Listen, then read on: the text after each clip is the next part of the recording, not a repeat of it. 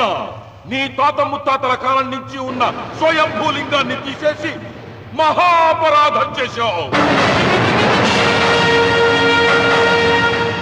ఏ ఈశ్వరుడు నీ కుటుంబాన్ని వంశాన్ని 3 కళ్ళతో చల్లగా చూస్తున్నాడో ఆ శివుడికి నువ్వు కోపం తెప్పించావు. బాధ వేయించడానికి నువ్వే వడివిరా. భగవంతుడే వేయిస్తాడు. అమ్మవారి ఆలయాన్ని నువ్వు తాకలేవు. మళ్ళీ శివరాత్రి నాటికి నీ స్వహస్తాలతో నువ్వు ఆ స్వయంభూలింగాన్ని తీసుకొచ్చి యథాస్థానంలో ప్రతిష్ఠించకపోతే నీ వంశం నిర్వంశమైపోతుంది.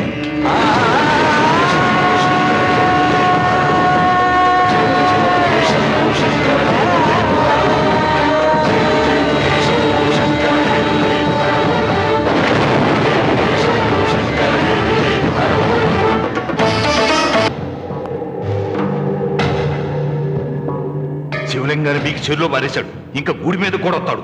ఎక్కడొస్తాడు? జటాధర స్వామి శపించాడు కదా, జారిపోయి ఉంటాడు. రామున్న మొండివాడు పాపారావు. శాపాలకు తాపాలకు లొంగిటోడు కాదు, వస్తాడు.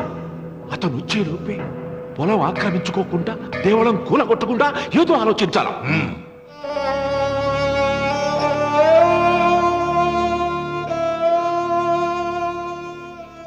అన్నయ్య, ఆయనతో మాట్లాడే ధైర్యం నాకు లేదు. నువ్వైనా మాట్లాడి మళ్ళీ శివలింగాన్ని ఇక్కడ ప్రతిష్ఠించమని చెప్పు. వాడిని గురించి నాకంటే నీకే బాగా తెలుసమ్మా. వాడు నా మాట వింటాం. నాకు భయంగా ఉందన్నయ్య. ఆపద ఏ వైపు నుంచి వస్తుందో ఏమిటో.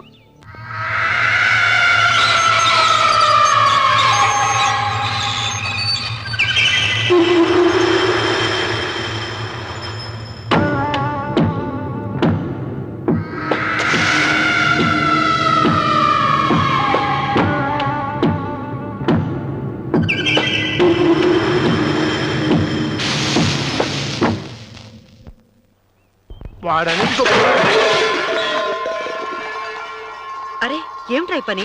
మరి ఏం చేయమంటావమ్మా? నాన్నేమో ఆలయం పడగొట్టడానికి వెళ్తున్నారు. నా పెళ్లి అయిపోవటం ఖాయం. ఇంట్లో కూర్చొని నీకు వంట సాయం చేద్దామని వచ్చాను. అన్నయ్య, నువ్వే ఆయనకి ఏదో ఒకటి చెప్పి ఆలయం పడగొట్టకుండా చూడాలి. నేను మాత్రం ఏం చేయగలనమ్మా? వీడి పెళ్లి వరకు ఆలయం పడగొట్టకుండా ఉంటాను ప్రయత్నిస్తాను. ఆ తర్వాత వాడి దయ. అన్వర్, అయ్యా, బండి రెడీ చేయి. రావుడు, నీతో ఒక విషయం మాట్లాడాలి. ఇలా కూర్చో.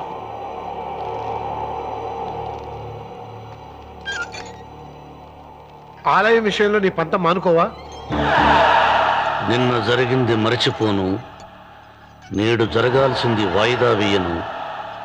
రేపు జరగబోయే దాన్ని గురించి ఆలోచించను.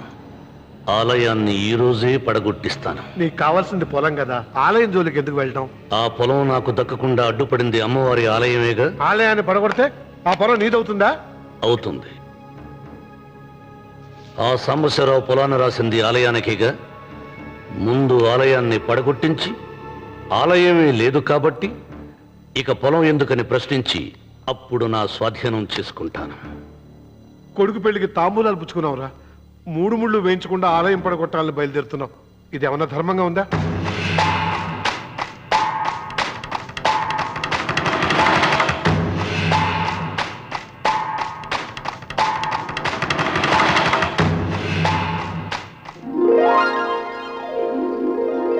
పెళ్లి కూతురు కంటే నువ్వే అందంగా ఉన్నావు.